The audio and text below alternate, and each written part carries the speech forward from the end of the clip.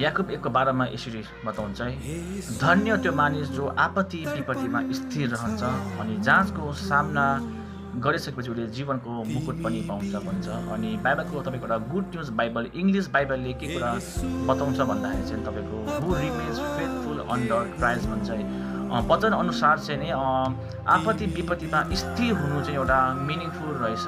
आपत्ति विपत्तिमा विश्वासयोग्य हुनु चाहिँ अति नै एउटा मिनिङफुल जीवन रहेछ है। अनि समटाइम हाम्रो जीवन सबै कुरा मिल्दाखेरि चाहिँ जो पनि परमेश्वरसँग धन्यवादी हुनु अनि विश्वासयोग्य हुनु अनि स्थिर हुनु चाहिँ जो पनि सकिहाल्छ, ठुलो कुरा होइन त्यो।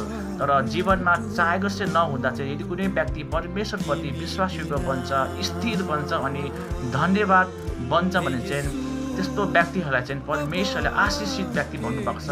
अनि त्यस्तो व्यक्तिहरूको लागि चाहिँ परमेश्वरले जीवनको मुकुट अनि रिवार्ड दिने प्रतिज्ञा पनि गर्नुभएको छ। आमेन।